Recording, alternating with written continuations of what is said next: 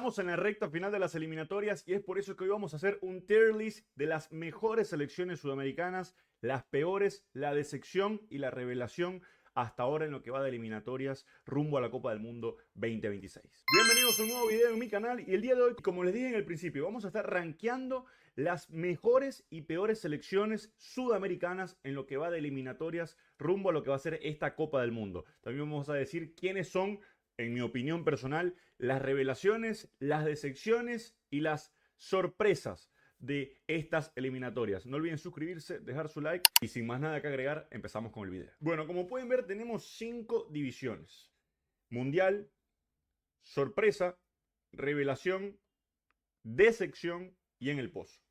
Entonces vamos a rankear a las selecciones sudamericanas teniendo en cuenta cómo van en la tabla de clasificaciones y lo que han demostrado también a lo largo de estas eliminatorias. Y también vamos a tomar en cuenta lo que hicieron en la Copa América, porque si no, no tiene sentido. Rankeamos tal cual como va la tabla. Desde el año pasado, lo que tuvimos de Copa América y lo que tuvimos hasta los momentos en eliminatorias. Así que vamos a empezar con Mundial. Para mí, hasta los momentos Mundial, hay 2 selecciones. ¿Qué significa Mundial? No solamente que han cumplido con lo que tenían que hacer, sino que han sido ampliamente superiores al resto. Han sido selecciones dominantes, han ganado los partidos que han tenido que ganar, han dado sorpresas también en condiciones de visitantes y por si fuera poco, uno es el campeón de América y el otro es el subcampeón de América. Y sí, estoy hablando de Argentina, lógicamente campeona del mundo, bicampeona de América, y de Colombia. Colombia para mí es hoy mundial. Para mí Colombia está entre las 6 selecciones que mejor juegan al fútbol a nivel de selecciones hoy por hoy en el mundo, sin duda alguna. O sea, esta selección jugando así y a este ritmo puede dar alguna sorpresa en la Copa del Mundo que va a ser en el 2026. Luego, pasamos a las sorpresas. Hay que ver qué es sorpresa. Para mí sorpresa es ver el rendimiento de esta selección a pesar de haber estado en una situación tan crítica como la que estuvo antes de iniciar las eliminatorias. Y estoy hablando de Ecuador. Recordemos que Ecuador empezó -3. O sea, hoy por hoy Ecuador tiene 13 puntos. Teniendo en cuenta que empezó -3, podríamos decir que hoy Ecuador tuviese 16. Tuviese la misma cantidad de puntos que tiene Uruguay. Es decir, estuviese tercera, no estuviese quinta, empatada con Paraguay. A pesar de que no ha deslumbrado con el fútbol, que literalmente les cuesta demasiado hacer goles. De hecho, a pesar de haber anotado 6 goles, tienen 13 puntos, empatando 4 partidos, pero solamente les han anotado 4 goles. Son la mejor defensa con Paraguay y después viene Argentina, que le han anotado 5 goles. Entonces, teniendo en cuenta esto, para mí Ecuador es la sorpresa, porque salieron de un seleccionador como Gustavo Alfaro, quien hoy dirige en Paraguay, y a pesar de haber tenido 2 entrenadores en el camino, porque tuvieron al Español, a Sánchez, hoy tienen a Becasese, no les fue bien en la Copa América, llegaron hasta los cuartos de final, pero fueron eliminados por el campeón desde la vía de los 12 pasos, por los penales. Es decir, hicieron un buen papel, por lo menos en ese partido. Recordemos que a pesar de todo, Ecuador perdió con Venezuela y sufrió mucho para poder avanzar y dejar a México en fase de grupos. Pero por eso para mí Ecuador es la sorpresa de estas eliminatorias. Luego, ¿alguna otra sorpresa? No.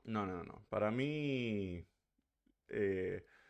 pudiese decir que hoy por hoy Paraguay pudiese ser, pero no. Hasta los momentos, para mí la cosa va así. Ecuador sería el único que para mí es una sorpresa hoy día. Porque después tenemos la revelación. Y en la revelación yo voy a colocar a una selección que tenía más de 30 años sin ganar 2 partidos consecutivos en eliminatorias, o sea, es decir, en una misma fecha, que tenía más de 30 años sin ganar fuera de casa en eliminatorias, y que hoy por hoy para mí va a ir al Mundial, que encontró su fortín. Y estoy hablando de Bolivia. Bolivia es la revelación de las eliminatorias, porque nadie tenía a Bolivia metiéndose en la pelea para poder clasificarse a la Copa del Mundo. Recordemos que Bolivia solamente sumó 3 puntos en la primera vuelta, la del año pasado. Creo que cuando derrotó a Perú. Perdió con Ecuador en casa, perdió también con Argentina en casa, siendo goleado. Pero desde que le ganó a Venezuela 4-0 en la altura del Alto, derrotó a Chile 2-1, derrotó a Colombia 1-0 con un hombre menos durante casi 70 minutos. Y bueno, se comió 6 contra Argentina en Argentina. Obviamente pisaron tierra y los efectos de la luna dejaron de influir en el juego. Pero bueno, al final es una revelación porque nadie tenía a Bolivia en el puesto 7 de repechaje. Hoy Bolivia tiene 12 puntos. Un punto por delante de Venezuela y un punto por detrás de Ecuador y de Paraguay. Bolivia está ahí. Es una revelación. Hasta los momentos es una revelación. Luego, decepción. Yo diría que la decepción hoy por hoy. Luego, también tengo que meter en la revelación, o mejor dicho, luego, también tengo que meter en la revelación a Paraguay. ¿Por qué? Paraguay fue otra selección que inició muy mal las eliminatorias del año pasado y desde que Gustavo Alfaro asumió la selección, no saben lo que es perder. El entrenador argentino ha dirigido 4 partidos, 2 victorias, 2 empates. Pero vean a quién le ganaron y a quién le empataron.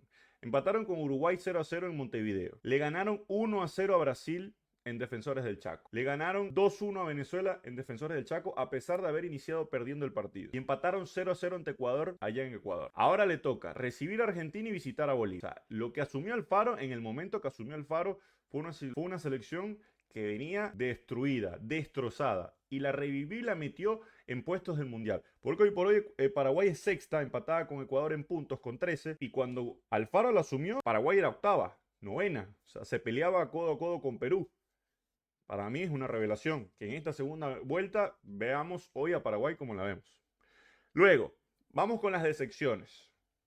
Yo tengo que poner a Brasil, porque a Brasil siempre hay que pedirle muchísimo más por la cantidad de estrellas que tiene, por la cantidad de jugadores top, juegan en los mejores clubes del mundo, y que es una Brasil muy pobre, teniendo en cuenta también lo de la Copa América, una selección que se quedó fuera en cuartos de final ante Uruguay por la vía de los penales, donde el juego por los dirigidos de Dorival Jr. fue muy pobre, y que sin duda alguna tenemos que tener en cuenta también de que a pesar de que no estuvo Neymar, es una selección que sin Neymar ha quedado en evidencia lo mal que la pasa, lo precaria que es a nivel ofensivo. Sin duda alguna Neymar ha sido un jugador que ha tapado todos los problemas de Brasil en los últimos 6-7 años, porque a nivel de juego es una selección muy pobre, muy pobre. Hoy por hoy tiene 16 puntos, está empatada con Uruguay, está solamente 3 puntos por delante de Ecuador y de Paraguay, pero está a 6 puntos de Argentina, está a 3 puntos de Colombia, perdió con Colombia en un duelo directo,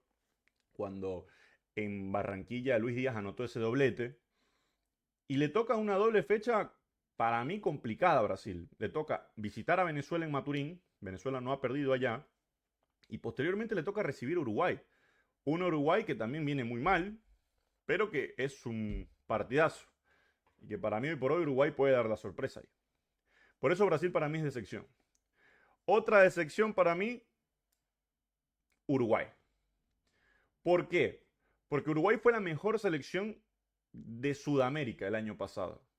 Le ganó a Brasil en Montevideo, le ganó a Argentina en la Bombonera. Literalmente arrasó contra todos los que jugó. Creo que solamente empató con Ecuador o Colombia, no me recuerdo, 2-2, iniciando las eliminatorias. Y de allí en adelante ganó todo.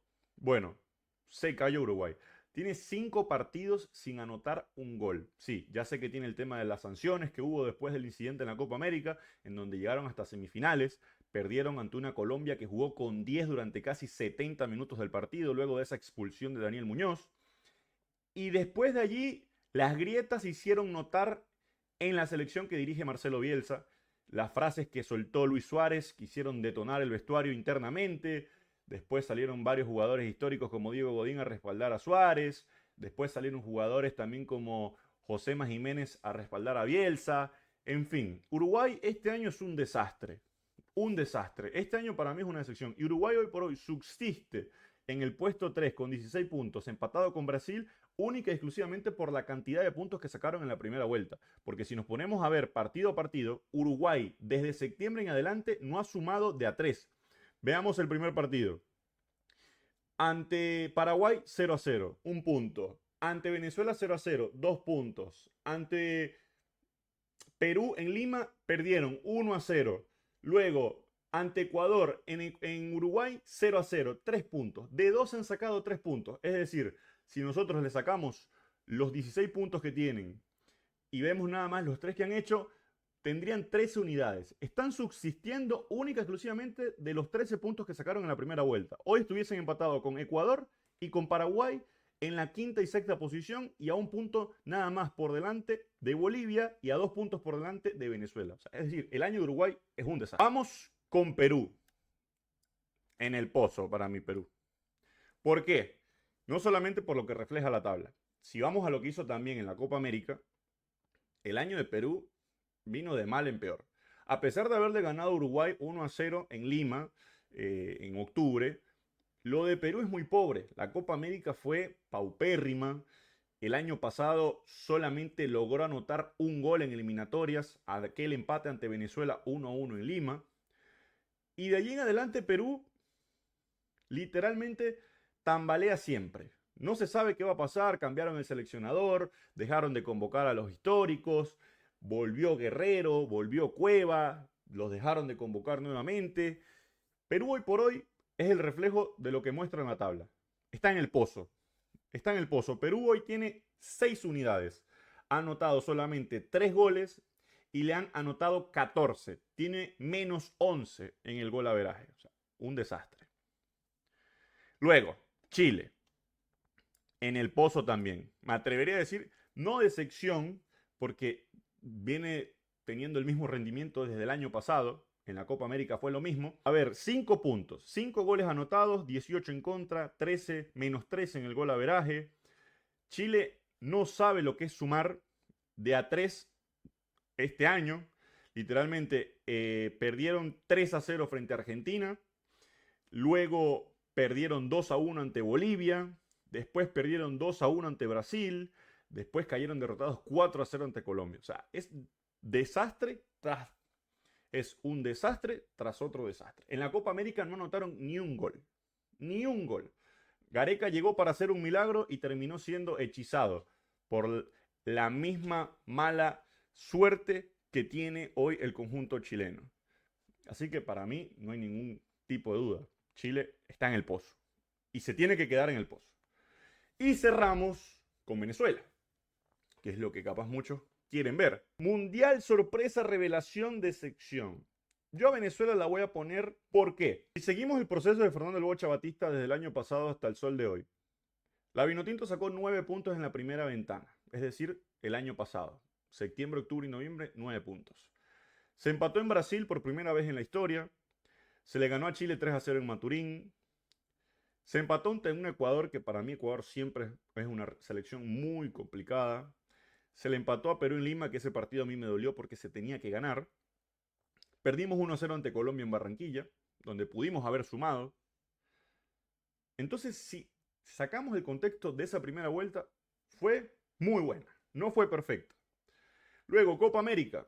Ganaron los 3 partidos en la fase de grupos por primera vez en su historia, ganándole 2-1 a Ecuador, un Ecuador que jugó con 10, ganándole 1-0 a México, que fue local, ganándole 3-0 a Jamaica, y luego empatando 1-1 ante Canadá y cayendo eliminada por la vía de los penales. Es decir, Venezuela se fue invicta. 3 victorias, un empate. El registro, lógicamente, es positivo. Ya viene o ya entra lo que ha pasado en eliminatorias desde septiembre. Derrota ante Bolivia, derrota ante Paraguay, empate ante Argentina y empate ante Uruguay. El empate ante Argentina y el empate ante Uruguay estaba, así fuésemos locales. Son 2 selecciones mundialistas, históricas y campeones del mundo. La derrota ante Bolivia estaba. Venezuela ganó una sola vez en su historia en la altura. Y esta vez estaban jugando en el alto por primera vez en su historia. Estaba. En mis matemáticas estaba. Ya la derrota ante Paraguay no estaba. Y menos si empezamos ganando, y menos si nuestro arquero, Rafa Romo, ataja un penal. Entonces, ese es el único resultado que no estaba en mis matemáticas. Ahora se viene Brasil, una Brasil endeble, una Brasil que no tiene a Neymar. Recordemos que Venezuela empató ante Brasil teniendo a Neymar. Y después se viene la peor Chile de los últimos 30-35 años fácilmente. No tiene gol, no tiene jugadores estrellas en Europa, todos los jugadores juegan en la liga chilena, no tiene a su mejor jugador de la liga chilena, quien es Palacios. En fin, es una selección que va a ir a buscar porque no tiene nada que perder, porque ya perdió prácticamente todo, y Venezuela va a llegar con el momentum de haber hecho un buen partido ante Brasil porque lo necesita hacer, y yo me atrevería a decir que van a sacar un buen resultado ante Brasil. Por eso para mí sería sorpresa, porque Venezuela sumando 4 de 6, Venezuela llegaría a 15 puntos. Cerraría las primeras 12 jornadas de eliminatorias con 15 puntos. Le restaría Perú, Bolivia en casa, que si sumamos esos puntos, hipotéticamente hablando de 2 victorias, son 21. Y después te queda visitar Ecuador, visitar Argentina, visitar Uruguay y recibir a Colombia. Y el número mágico es 21, aunque sea para pelear por el repechaje. Y Venezuela ya estaría entrando en esos 21 puntos con las 2 victorias ante Perú y ante Bolivia, sin contar los demás rivales. Tenemos que tener en cuenta que teniendo 15 puntos, quedarían 18 por jugarse. Es decir, que sacando 8 de los 18 o sacando 6 de los 18, Venezuela estaría en un hipotético mundial. Por eso para mí sería la sorpresa, porque sería la primera vez que Venezuela clasificaría una Copa del Mundo y además yo me atrevería a decir que quedaríamos entre el puesto 5 y 6, lo cual sería una sorpresa. Entonces, mi tier list quedaría de esta manera. Argentina, Colombia, talla mundial. Ecuador, Venezuela. Las revelaciones serían Bolivia y Paraguay. Las decepciones serían Brasil y Uruguay. Y en el pozo sería Perú y Chile. Creo yo que bastante lógico. No sé qué piensan ustedes. Así que bueno, hasta aquí llegó el video del día de hoy. Espero que les haya gustado. No olviden suscribirse, dejar su like y comentar para ustedes qué hubiesen cambiado, cómo lo hubiesen armado, si les gustó esta dinámica. Nos vemos en un próximo video.